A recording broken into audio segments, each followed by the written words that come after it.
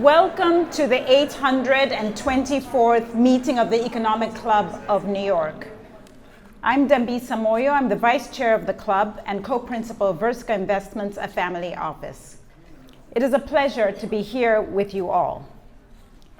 Recognized as the premier non-partisan forum in the nation, the Economic Club of New York stands as the leading platform for discussion on economic, social, and political matters. For more than 100 years, the club has hosted over 1,000 preeminent guest speakers, contributing to our tradition of excellence. I would like to extend a warm welcome this morning to students joining us virtually from the Duquesne and Princeton University, as well as to members of our 2025 class of fellows, a select group of diverse, rising next-generation business thought leaders.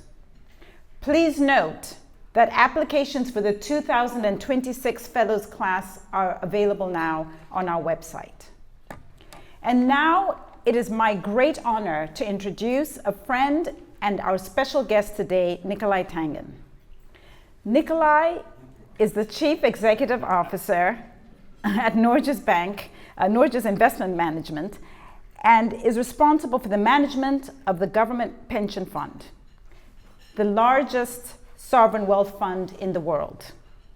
Nicolai joined Norges Bank Investment Management as the Chief Executive Officer in 2020. He was previously CEO and Chief Investment Officer at AKO Capital, which he founded in 2005. He also set up the AKO Foundation in 2013, which supports charitable investments to improve education, promote the arts, and mitigate climate problems. Prior to this, Nicolai was a partner and senior analyst at Edgerton Capital and an equity analyst at Cazenove and Company. Nicolai holds a bachelor's degree in finance from the Wharton School and master's degrees in the history of art from the Courtauld Institute of Art and in social psychology, very important for investing, from the London School of Economics. He also studied Russian at the Norwegian Armed Forces School of Intelligence and Security. His side hustle, I like to say, is that he's been running a phenomenal podcast called In Good Company, which we will talk a little bit about today.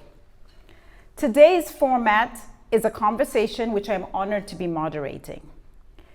As a reminder, this conversation is on the record, as we do have media online and in the room.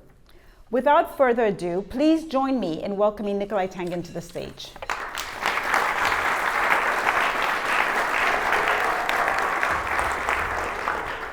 Thank you. Thanks for being here. Okay, so welcome. Thank you. We're delighted to be here. This room is full. People are so excited to hear more from you than from me. So I'm going to kick it off by saying, what is it like to run $2 trillion of capital? And to put this in context, because 2 trillion just sounds like any old number, I Googled and I went to ChatGPT to verify that I put in the chat how many countries and what countries have a larger GDP than $2 trillion? And there are only 11 countries out of almost 200 countries that have a bigger GDP. So you're basically running a small country. Tell us, maybe not even small, a large country. Talk to us about that. Yeah, Norway is a very small country with 5 million people, so the fund is very large compared to the country, which means that it's a big responsibility to run the fund. And you know, the most looked at number in the country is on our website, and that's the value of the fund, and it updates 14 times per second. So it's like real time, and the fund accounts for 25% of the state budget, and so everybody is kind of looking at it. So from that point of view, it's a very important job. But I think when you have a job and you run a fund with so many zeros, you mustn't think too much about, the value of the fund. You must just think about the process, doing things right, hiring the right people, doing the right things, day in, day out. So that's what we try to do. What is the most challenging thing that you're experiencing right now? Well, the challenging thing is that we live in a world where things are very interesting.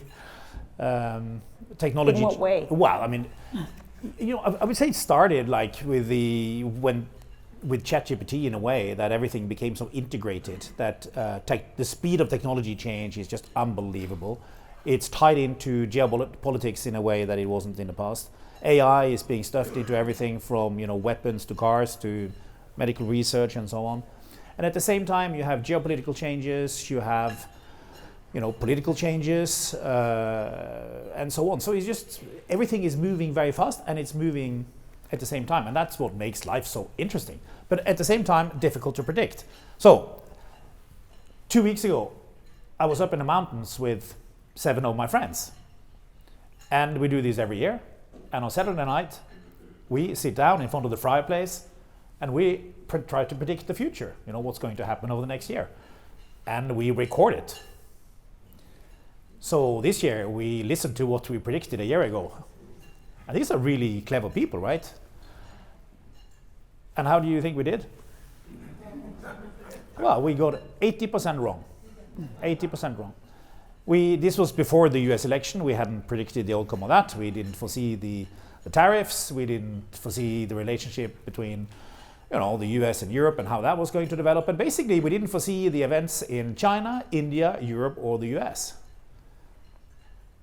Now, if you had told me the outcome of all this, I would have thought, wow, stock markets down 25%, and they're up 20% instead. So it's just very, very difficult to predict. And this is the world we live in now. So I think it's about getting your speed up, getting your agility up, and react, in a really quick way to events.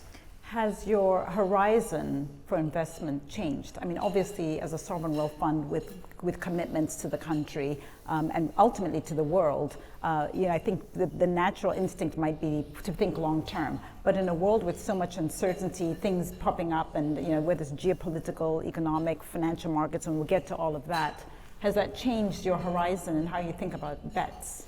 Well, I think with all this uncertainty and all this volatility, I think you just need to be more long-term than you ever been before. You need to have a strategy and you need to follow it. And from that point of view, the fund is very fortunate because we have a very good mandate from the Ministry of Finance, which tells us basically how we should be invested. Because the most dangerous thing is to change your investment philosophy in the middle of a correction, for instance. That's normally going to be very expensive. And I think tactical asset allocation is extremely difficult, and I don't know about many people who do it well. So this is an audience largely of people who are involved in the financial markets, involved in economics. What would you tell them is the trait that you think is most important to be a successful investor? Yeah, the most important thing is to think differently from other people. So I'm just going to pull you here. So who here think that they are a bit weird? So I'm a bit weird. I think differently than other people. Nobody understands me. I'm different from my friends. So hands up the people who think they are a bit weird. Don't be shy. I can see people sort of. So we would love to hire you. Okay? But everybody else, hands up. The people who didn't have a hands up beginning, hands up now. Because, in a way you have a bit of a problem because you are like everybody else. And if you're like everybody else, you're never going to make any money. Because if you have a square with, right, wrong, everybody agrees, nobody agrees, all the money is in one corner. And which corner is that? That's where you are right and nobody agrees, right? That's the contrarian corner. That's the corner where I try to live. Because in the investing world, life is not a popularity contest. So my wife tells me, well, only people without friends say that. But that really is true as an investor. If you want friends, you're just not going to make any money. Okay, so great. Well, I guess I'm never going to be hired by your wonderful organization. But as we're sitting here, and there are people who are not geeky like me, who didn't go on your websites to see, or maybe don't read your documents to see how you're positioned. You're here in the United States. Talk to us a little bit about what your portfolio looks like, and then tell us why you're here. Yeah, I'm spending a whole month in New York. And some people say, gee, that's a lot of time to spend here. Well, the thing is that we have nearly 60% of our capital in America, in the US. It's the most important place for us. I'm sorry to disappoint you, but that's not very contrarian. No, that's not very contrarian, but it's a pretty wonderful place to have your money, because you have just amazing companies here, and really, really good investments. And we made a lot of money here, and so we are 100 people here around the corner, and it's very important. So I meet a lot of CEOs, I meet a lot of investors, I meet a lot of counterparties, and it's a great place to be. And I just get a lot of energy from being here, because ambitions in this place are high. Now, if you have really high ambitions, you achieve great things even if you fail. If you have low ambitions, you achieve very little even if you succeed. And in Europe, sometimes I just don't think we have enough ambitions. In Europe, if I put the number 5 on the screen here, and I ask in Europe, hey, is that a high number or a low number? It's like, it's a pretty high number. If I ask you guys, do you guys think 5 is a high number? No, you think it's a low number, right? We're just like wired a bit differently. Got it. Do you think it's a high number? No, I'm from Africa. I think it's a very, very low number. So listen, we are at a very interesting time in terms of the macro environment. Yeah. And in a moment, we'll get into some of the more granular aspects of themes. But just give us a little bit of a snapshot of what you're feeling about the world. I mean, obviously, your positioned skew is to the US, but there are other countries, China, Europe, emerging markets. How are you feeling about the world? What do you think? And by that, you can go into demographics, you can go into growth prospects, you can go into geopolitics, and take your pick. But give us a little bit of a world tour in your mind of where things are. Yeah, that's a pretty big question. Take it however you like. Well, I met with quite a lot of CEOs lately, and it's like, where are things going on? And they're going on in the US, and they're going on in China, and then in the rest of the world, nothing goes on. It's very not so exciting. For the moment, of course, what's happening in AI is very important and very hot. I don't know whether you saw Jensen Huang. He was in Korea, and he was hanging out with these Samsung people, and they went to have some deep fried chicken. And so they took a picture of him having deep fried chicken, and the value of the deep fried chicken restaurant chain went up by 20%. And supposedly the value of the chicken producing company went up a similar amount, and the automation company that makes the kind of robotic hand that fries the chicken also went up a lot. So it tells you that's a pretty hot space, right? Very interesting. And of course, the big question is, will these companies get returns on their investments? We are seeing huge benefits from rolling out AI in our organization, and perhaps we can come back to that. So we are seeing, massive changes in the way we work and efficiency and so on. So this is just like a really, really important change. I mean, some of the things we need to think about then, of course, is just like which companies are benefiting, which are not benefiting, and which countries are not benefiting, because it's going to split the world as well. And now you see some of the companies which really are benefiting are companies like Denmark and Singapore and so on. Iceland is just rolling it out across the whole country.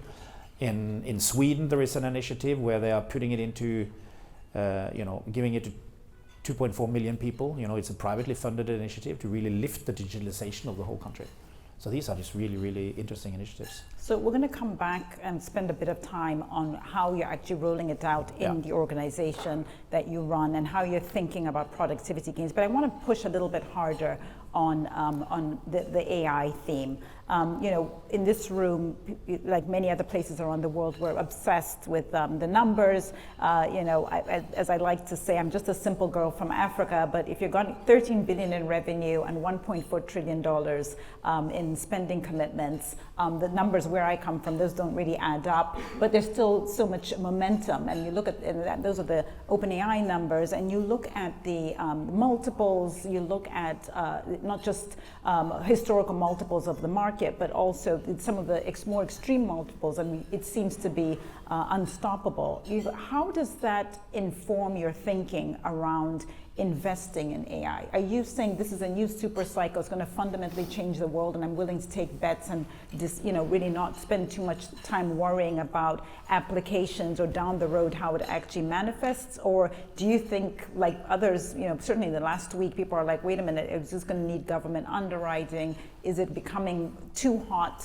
Tell us how you're thinking about the multiples and how we should be reading about these investment opportunities. Yeah. So the good news for us is that we have this mandate, which is, actually, let me just zoom out one more. So I would say one of the reasons why the Norwegian Sovereign Wealth Fund has been a good thing is because we have a very strict mandate, which is well anchored in the parliament. So when we change leadership in the country, they stick with the same philosophy and they don't change their mind. That's the one thing. The other thing is that we are very transparent. And then the third thing is we have a spending rule. So we can only spend 3% of the fund every year, or the politicians can only spend 3% of the fund. The mandate is important because it tells us how we should be invested. And when you are such a big fund in a small country, there must be limits for how much the fund can lose in 1 year.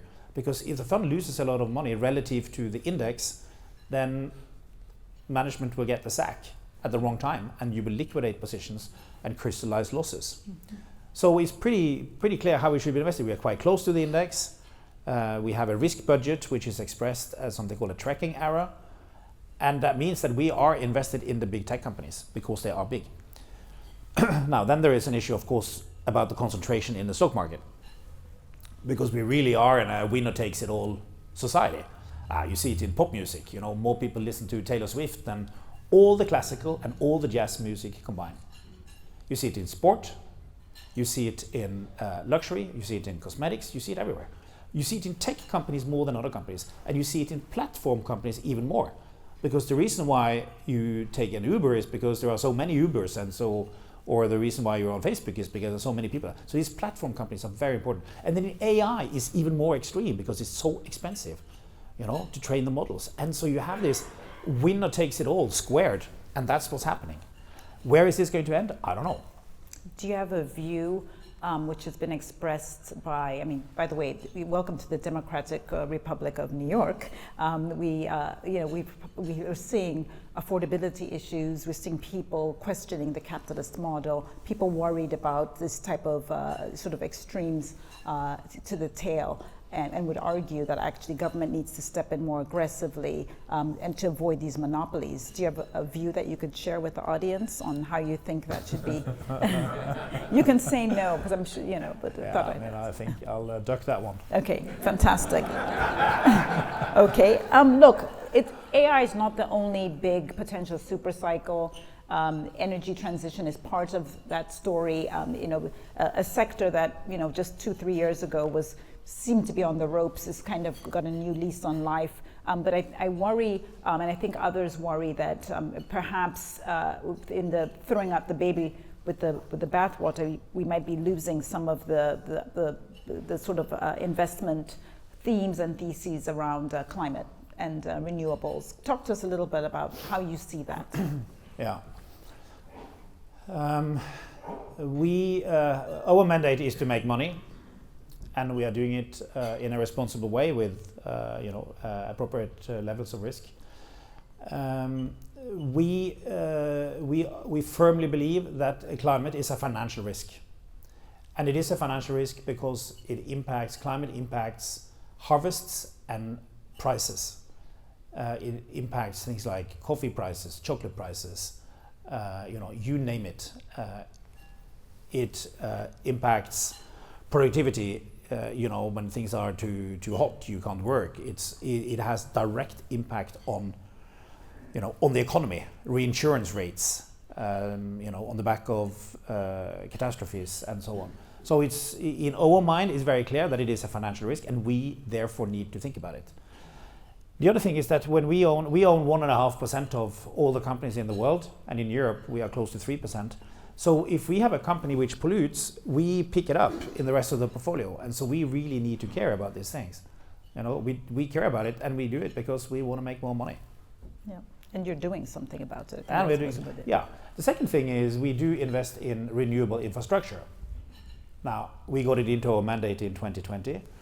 And in the beginning, when we got it, it was just like, you remember 5 years ago what the world looked like? Green, great.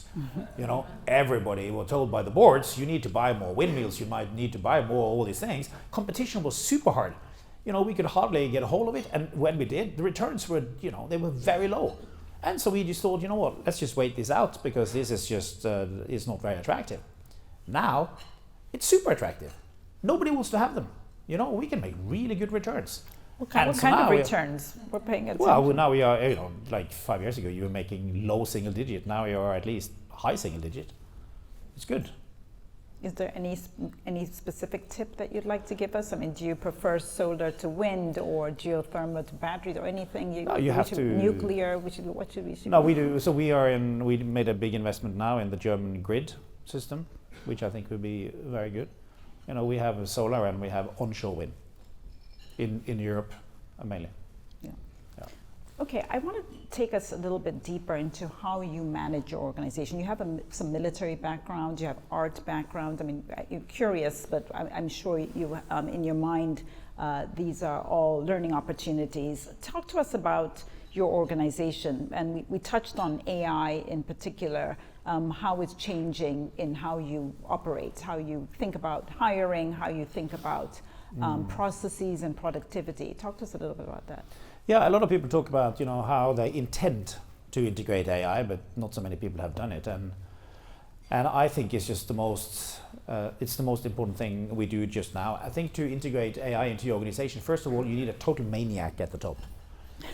You know, who is just talking about it. Is that you? That's me. Like, talk about it. You need to talk about it all the time. You know, every time I get the microphone, I talk about it. You have to over-communicate from the top. Everybody you hire, they need to be very technically able. Then we have ambassadors. You know, we are 700 people. We have 50 ambassadors. They're being trained every week, you know, in these things. And we have events, you know, Tech Day, Tech Year, Coffee Talks, all these kind of things. Then we have forced training, you know, because people hate forced training. They totally hate it. But you can't make this voluntary because the people who need it the most, they like it the least.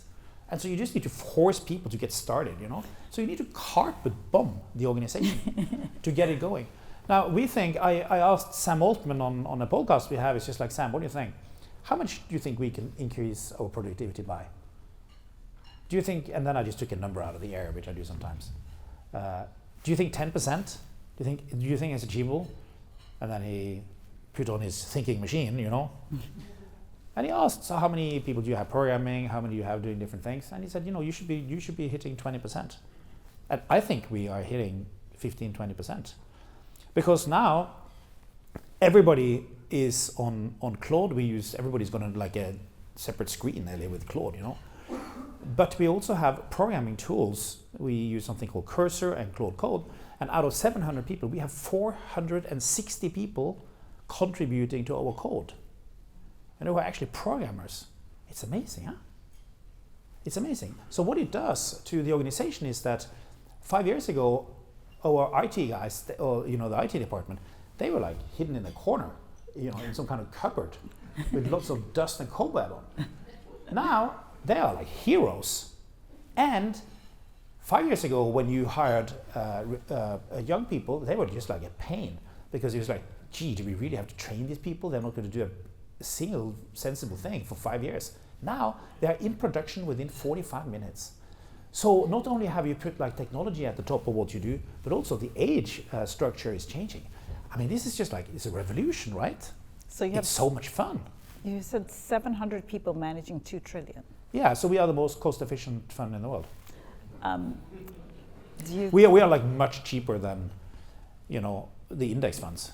We are like, and we are like really mean and lean. There is only one person in the firm who's got a secretary. That's me. She's in the back there, by the way. Very good. She's really super. We book our own travels. You know, no luxury.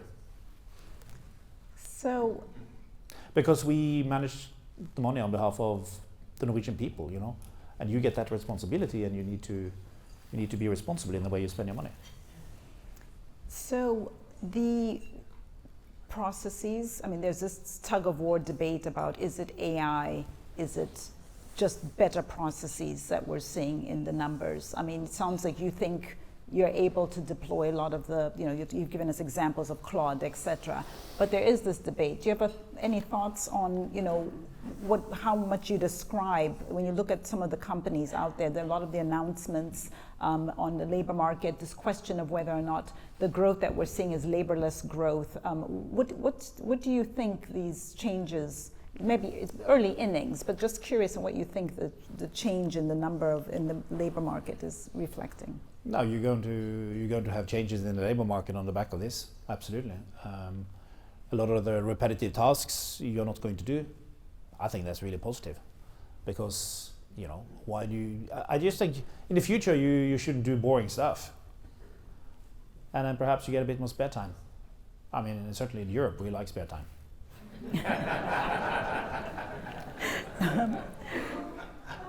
So let me ask you about inflation. Yep. On the back of that. What's your view? I was looking at some of the European numbers. Certainly the UK is at 3.8 here, around 3. How do you think about that as an artifact of the conversation we just had about labor, about AI? What's your view? I think there are two forces working against each other here. I think on the one hand, you have inflationary forces. We talked about climate, so that's one inflationary underlying force. And of course, tariffs are, in general terms, tariffs are inflationary, according to many professors. I'm not stating anything which is new here. But then you have some deflation, and then kind of the fragmentation of world trade and so on. That is inflationary too, because one of the things which has been deflationary has been, of course, that you produce things in cheaper places. Now that may be changing. The deflationary things, I think AI is going to be deflationary. The cost of knowledge is coming down. The cost of compute, I think, generally will come down. With some of the new energy solutions, cost of energy could come down. And then, of course, in a couple of years, we have the humanoids, which are going to do all the homework, all the work for us at home. It's going to be fantastic. That's driving down labor cost, right? And these are coming fast. I mean, they're being rolled out as we speak. I think in 2 years' time, many of us will have them at home. Make coffee, do the laundry. It'd be amazing. It'd be great. That's why it's so amazing to be alive just now, because all these things are happening, and things are going so fast. And it's never been more interesting. And I've been wondering sometimes, all these old guys who run companies and who are continue to be in politics, and some of them are 95 and they still are hanging around. And you know why I think it is? Because it's so interesting. I just think the world is more interesting in the past, and you just don't want to die because it's so much fun to be alive. You might not have to die. We might have to take a little pill. Well, it's interesting, just thinking about, and you and I had a conversation, we're in a conversation about the fact that really, if you think about in an asset that the average US household has purchased, that's quite significant, and they were willing to take debt out for it. The last time that happened was for the automobile. The car, yeah. The car. And there hasn't really been that kind of innovation, and people have high expectations about robotics doing exactly that. So it's kind of fun with the robotics. Perhaps you have thought about it, but I hadn't thought about it. Why do they look like human beings? Why do they look like human beings? It's because the world is now made for human beings. Your dishwasher is made for human beings. Your stairs, your chairs, your everything. Your door handle. It's just made for human beings. That's why they need to look a bit like human beings. I hadn't thought about it. It's quite fun, huh? Have you thought about that? Well, then you are very clever. Yeah, walking the dog. Yeah. Talk to us about, going back to you running your fund, your investment process, but more importantly, your hiring process. Yeah. So if we're forecasting where the puck is going, we're going to be living with robots. Women are going to be so happy we won't have to cook and clean and do laundry anymore. And you guys are going to get bailed out because we all know who does the housework. You're going to look back and you're going to say we have all this free time. What does that mean? What does that mean for humanity? What does it mean for thinking about your investment process on the micro, but on the macro, what are we all going to be doing? Read books. Written by robots? Oh, you wrote one. Not written by robots. No, I think we'll. Hey, I don't know what we're going to do, but I do think there is an argument for us spending more time, doing sports, enjoying culture, these kind of things. I think it's quite interesting because when you look at the inflation in luxury goods, it's not coming now in the physical luxury goods, it's coming in the luxury of, for instance, going to a tennis match or the opera, or it's the experiences, it's the inflation in experiences is going up.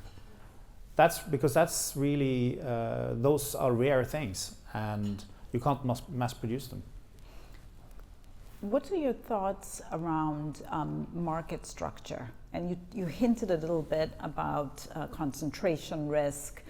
We haven't really talked about the fact that there are fewer and fewer publicly traded companies. Obviously, private equity is a big thing.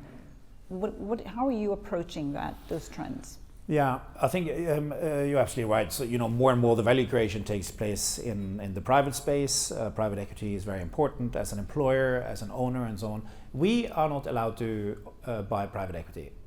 It's not in our mandate, and so we are only in publicly traded securities. And it's been proposed several times, but the Norwegian politicians are not very keen on it, and so far we have not been allowed. Historically, it was about transparency and so on. Now, I suspect it's mainly about fees, because in Scandinavia you don't like to pay high fees, and but now there is a political process going on, and we'll see where that ends. I don't expect there to be, any immediate change in that. Now, what's the situation in private equity? Well, they have some challenges, right? There's some of them are struggling a bit with fundraising, some of them are struggling a bit with exits. So perhaps, so we'll see.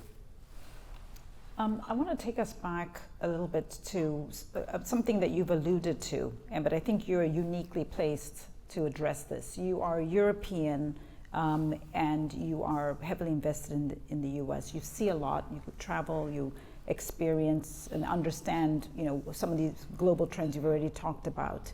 Could you talk to us about how you think about this idea of US exceptionalism? We've seen the Mario Draghi report on productivity. In a sense, you're speaking to converted in the sense that we tend to read the same materials. But what do you think it is that explains ultimately your positioning in the US, the bets that you're taking in the US, and what is it that you think makes other regions laggards? Yeah, well, we talked about ambitions. You got high ambitions here. You got a highly educated workforce. You got a very innovative, you got very innovative people generally. You have very highly skilled immigrants. At least you have had that until now. You have an ecosystem in terms of venture capital and so on, which backs up. And then you are very good at taking risks. Here you fail, you just move on. In Europe, by the way, Europe also has a lot of fantastic companies, right? They are leading in luxury goods, great in industrial gases, Swedish engineering, great pharma companies and so on. But in technology, there is much less. We have SAP and ASML, but it's generally very little. And in AI, hardly anything, right?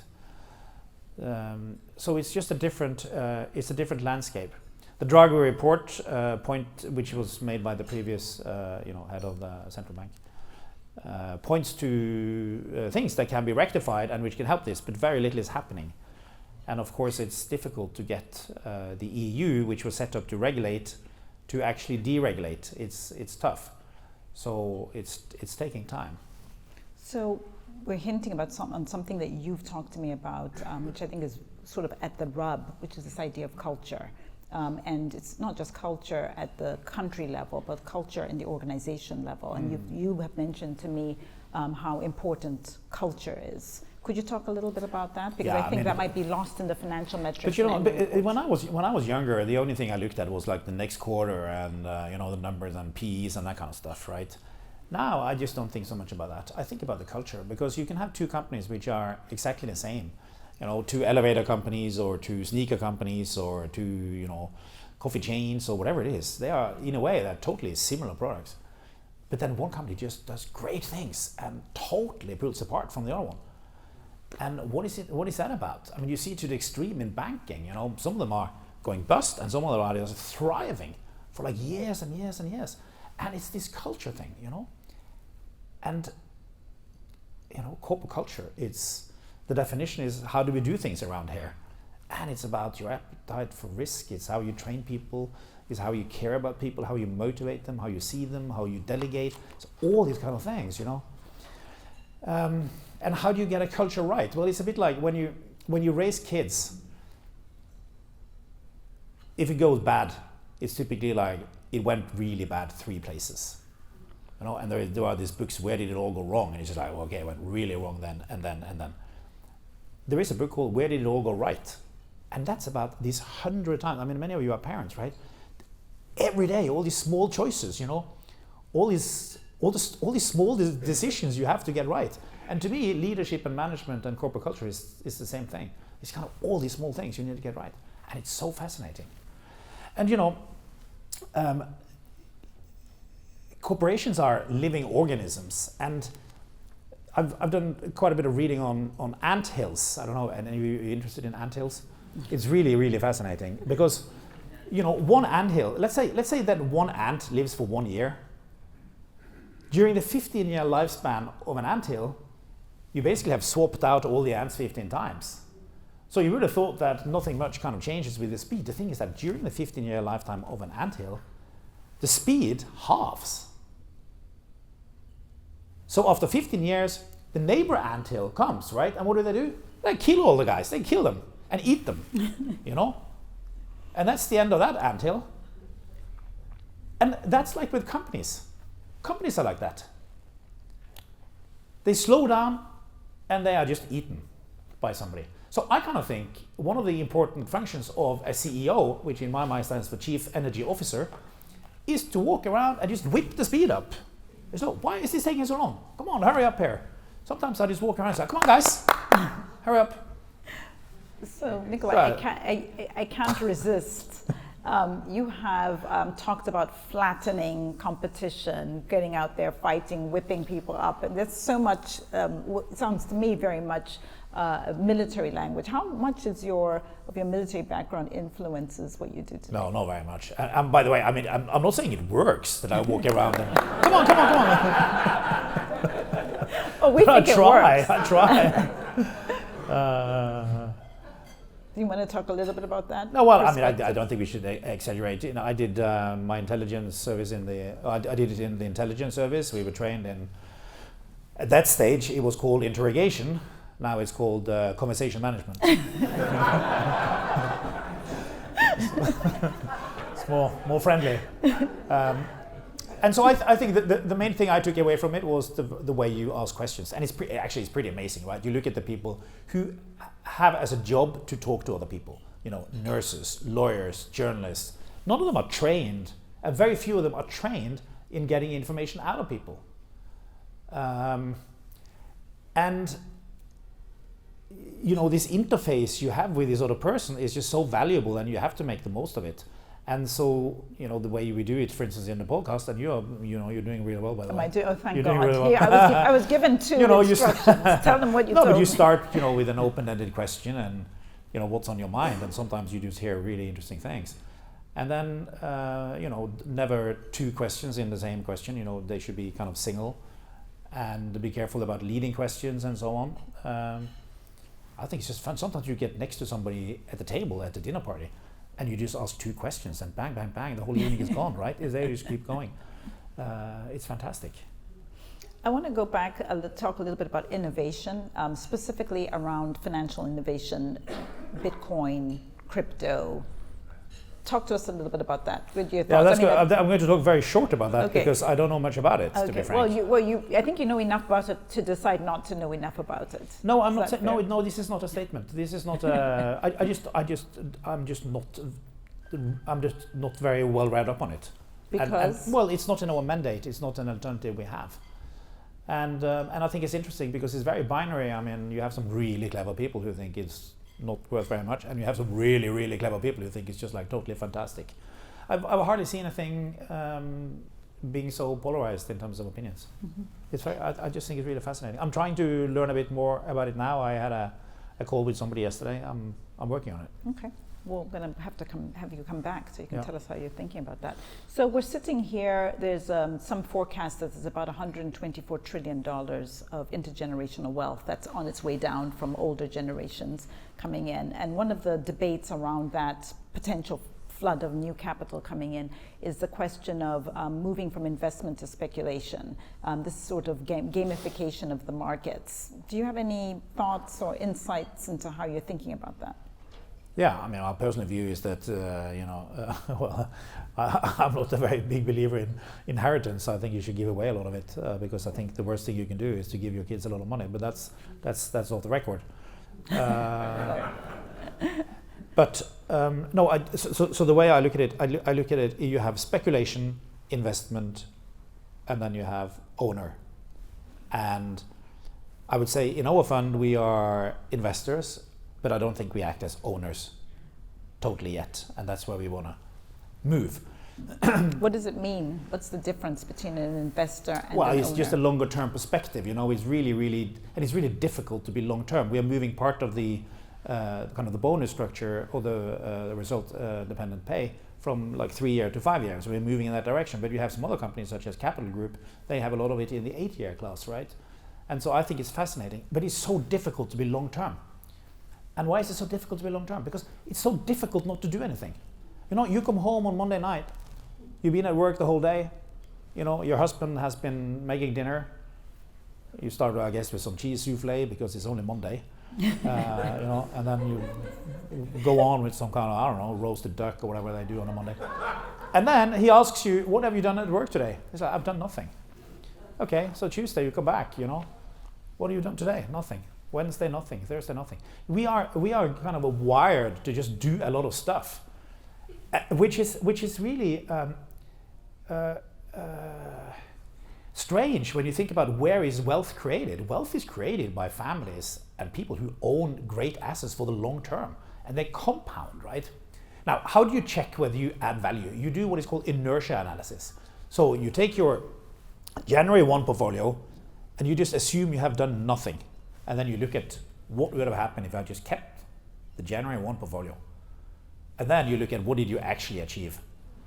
And it's a terrible thing to read the numbers because oftentimes you have subtracted value by going to the office every day. Well, that's a good lead into my next question. By the way, I am gonna take a couple of questions, so have some good questions. But we're living in basically a bull market. And I think what's really interesting is to think about how you operate in a bearish market. So, God forbid, and I'm sure arriving at NBIM in 2020, pandemic. There's so many different aspects of change that are required in that type of an environment. How do you think about your portfolio? I know you've already said you're long-term thinkers. You're making these bets for the long term. But is there anything that you change in a world that goes from a bearish to a bullish or a bullish to a bearish, bullish and going to bearish as we're in now? Yeah. So the Brazilian Formula One driver Senna, he said once that you cannot overtake 15 cars when the sun is shining, but you can when it's raining. I love that quote. Yeah, and so I think it's such a good quote. I thought we should have it in the official strategy document of the fund until somebody reminded me that he actually died because he crashed in the rain. So they took it out. Okay, but the thing is, I'm sorry, that's a very sad story. But the thing is that it's in tough times you can make you can really make these huge gains. Look at the transactions that happened during the financial crisis. Look at the bank acquisitions, the bank mergers. We had recently in Europe a situation where this bank called UBS could buy the whole of Credit Suisse. They basically managed to create a monopoly, pretty much a banking monopoly in Switzerland. It's the kind of thing you can never do in peacetime, but you can when it's raining.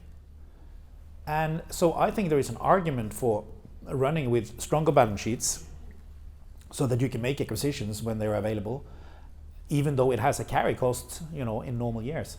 And I think as investors, we just need to have some dry powder. Now we kind of have some dry powder in the fund, given that we have a big, bond portfolio, which we can sell if the equities go down. But I think it's important to think a bit like that. Yeah. Warren Buffett has a lot of cash. Thoughts on that? You think that's a good strategy? Well, I think the higher up in the bull market you get, the more cash you should have, right? So, okay, I'm going to open it up to questions. I'm going to start over there, the lady over there. Just give me 1 second. Somebody's going to come to you with a microphone. I have to say, I think it's just fantastic to be with proper investors. Who just love investing, because we don't really have people like you. We don't have so many people like you in Europe. But you're like die-hard investors. But and it's just amazing. You say that just before we come to the lady over there. And you are so long-term. My friend Jason Klein here, who runs the endowment at Memorial Sloan Kettering. I mean, he's like super clever. Well, he was also on the Oxford University endowment with me for a while, also long term, so very nice to see you. But can I just, before we get to that question, I'm sorry, you don't have to stand, but I'm going to come to you first. But we haven't talked about your hiring, because one of the things you said to me is you don't only hire Norwegians. You have quite a diverse population, and I think that was quite interesting. Yeah. Just thinking about bringing in people from different cultures and different places. And so just say a couple words on that, and then we'll come to the lady. Yeah, I mean, we try to hire really clever people, of course. You mentioned briefly in the beginning of the podcast, so we hire. It's easy for us to hire very good people in Oslo, because we kind of talk about ourselves as being the national money-making team, and everybody wants to be on the national team, right? So it's very popular, and we are important, and so on. So we get great people. Historically, it was more difficult to get a lot of applications in London and New York, but because of these podcasts, we just have seen up to 10 times as many applications in these places. So that's just great. That's great. Go ahead, please. Hi, my name is Alyssa Cohn. I'm actually an executive coach, and I coach a lot of very senior people. And one of the things we talk a lot about is how do you manage your attention? Information is coming at you all the time. It's increasing in pace, and then some of them just get on Instagram, and an hour goes by. How do you personally manage your attention, and what advice do you have for other people, and how does social media play into your life or not? Yeah, no, that's a great question. I mean, social media is constructed to kind of steal your attention and steal your time, right? So you should be very careful about it. So I'm not the only thing I do is LinkedIn, and I probably spend 5 minutes every day there, and it's great. But are you invested in any of the social media? Yeah, yeah, of course we are. Absolutely. And you don't have. But I don't watch TV, for instance. So I save a lot of time. I read a lot of books, and then I work a lot. I think it's not. I don't think it's work what I do, because it's my life. It's just incredible. Do you have any books you want to recommend? Except obviously not mine, because there would be two. Well, I'm very lucky because I'm on the Financial Times business book of the year. So I get all these business books. Well, I think you need to read Adam Grant. You need to read, Give and Take, Think Again, these kind of things. Mm-hmm. So I read a lot of social psychology. Okay. Any other questions? Please, right here. There's a microphone coming to you. 1 second. Another good way to get attention, by the way, I sleep. I sleep nearly every day in the office. I have a sofa, so I have a nap normally in the afternoon, like around 3 o'clock when your kind of attention span is dropping. Like 10-15 minutes, and you can go on for a very long time afterwards. Margaret Thatcher, I think, used to do that. She was known for that. Yeah. The problem is that you need to be a bit high up in the organization before you start to sleep. You're so self-aware, Nicolai. Chris Jones, I lead a family office that's in the motorsports space. So I love the Senna reference. Thank you very much for that. sports are quickly rising in terms of their popularity. Formula One is now the biggest sport on earth. I calculated you could buy 1,000 Formula One teams based upon the endowment. I guess I was wondering, to what extent do you feel sports are market inverse, market correlated, and what exposure should we all be looking to get into, noting that we all love sports, and with all of the figure robots running around, we'll have so much time to attend these events. Absolutely, great But we question. need publicly traded. Great questions. And you got a lot of funds being set up now to invest in sports, right? So we don't invest in sports. We don't own football clubs and that kind of stuff. We did actually have participated many years ago in the pre-IPO of Formula One. That's a very long time ago. But Formula One is interesting. I did a podcast with the head of Formula One and actually also now the head of McLaren team. That's coming out next week. And McLaren is the #1 team. It's pretty cool actually. They turned it around. So I think sport is a super interesting place to invest. I have to say, but we are not doing anything tailor-made there. And it's a great. I mean, if you got a bit of vanity, to buy a sports team is super good. It's a negative cash flow, positive appreciating asset, is what somebody described it to me. The lady over there in the back. I asked. Actually, there's another podcast we did this week. It's not out yet, but with David Rubenstein, because he bought one of the teams down in Baltimore. Yeah. So I asked him about the vanity aspect of that. He thought it was great. Hi Nicolai, this is Leona. I'm a trader at Maris Global. I'm very interested in all your podcasts. You reminded me the founder of the Children's Fund. I respect both you and the founder of the Children's Fund very much. Chris Holmes. Chris Holmes. Yeah. And so you mentioned you have 15 to 20% of people dedicated to building new tools for your firm, right? So what are some latest investment technology tool that you have built so far that help you with your fundamental research? Because nowadays the value of the fundamental value has shifted far away from what actual stock has been trading. So how have you been adjust for that with the tools you're building? And the second is, I noticed in your portfolio don't have any startup early stage investments. I have a friend who is doing autonomous driving truck. His company used to IPO in the US called Too Simple, and now he started his new autonomous driving truck company. And I feel like those startups are really something that can drive the economy if people really give investment in it. But it's really hard in the US because of regulations, etc. Getting the. So let's let Nicolai answer the question. Thank you. Yeah. The first one, just what type of investment strategies are we applying AI for? We are using it, for instance, we typically get inflows every month, and we use it to decide just how we should deploy the capital, what we should prioritize, and whether we should be kind of deploying before or after we actually get the money, right? So it's about how we deploy the capital. It's also we use it to minimize trading, because given that we have so many portfolios, sometimes you buy and sell a thing during the same week, and so we use this to internalize better the flows, and so we save costs. When it comes to startups, we don't invest in venture capital, and it's actually a very small asset class, and we are in a way, I think, too big for that asset class. It's also very concentrated. You also need to be in the very best funds. Otherwise, you are not going to make any returns, and I just don't think we can get in there in the size that we would need. Okay, let's just take a couple more questions. I saw one here. Thank you so much. Can we get a microphone? Why don't we take that one first, because the microphone's right there, and then we'll come over here. Very quickly, please. Thank you. Hi, my name is Kevin Dai. I'm currently thinking about the international market versus US markets, where I still think US market is very vibrant, dynamic, but what's your view in terms of company valuation in the US market versus an international market? How can international companies become valuable in investors' minds? Thank you. So I personally, I don't look so much at valuations. What I try to do, I try to gauge more where we are on on the kind of the frothiness scale, and panics are quite easy to measure and gauge, because you have you have VIX, the kind of the fair gauge, and you can see, for instance, during COVID, you can look at to which extent specialists disagree with each other. That's really that creates fear. You can see how much the papers write about it, and you can look at kind of the doomsday scenario. So I think it's quite easy to look at and quantify fear. Froth and bubbles are very difficult to gauge and to assess, and I'm not quite sure where we are. And you think the international market? I don't think it's like we're not in like a super. We're not generally kind of super high, but we're not low, right? So I'm not quite sure where we are.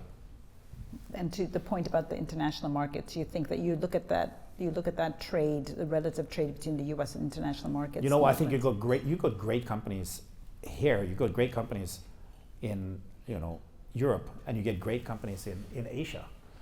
I was in Singapore recently, and I did a podcast with this guy called Forrest Lee, who runs this really interesting company called Sea. He took the name Forrest because he really liked Forrest Gump. So I said, well, that's a bit, that's quite original. I mean, Forrest Gump, I said, yeah, but Forrest Gump, I mean, he was so nice, he was so kind, and he was so friendly, and he was so lucky, and I thought that was just like, cool, right? We have one last question, and then we're going to break for lunch. Thank you. Always a pleasure seeing you in Davos and here. You talked about the leadership and culture very passionately.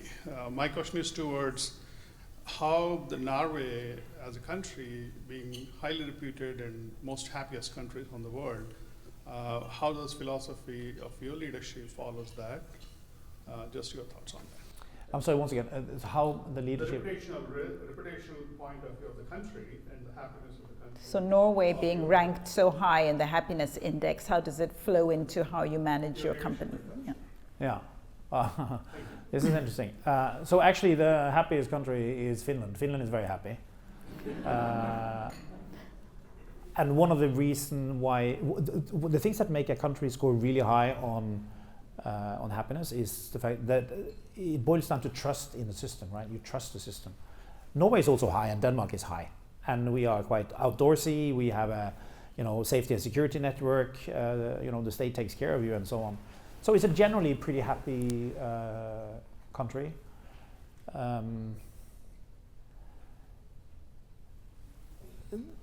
If you are very happy, perhaps you are a bit less hungry. In terms of putting in hours and work and so on. So I think that's kind of the flip side. But of course it's good to be. I mean, it's a bit difficult to navigate this one, given that we are on record. But yeah, it's good to have a happy country. It's good to have happy employees. I guess when people are too happy, perhaps they just work a bit less harder on average, right? I think that's kind of. Nicolai, but it's good. We're very happy to have had you here. And I'm very happy to be here.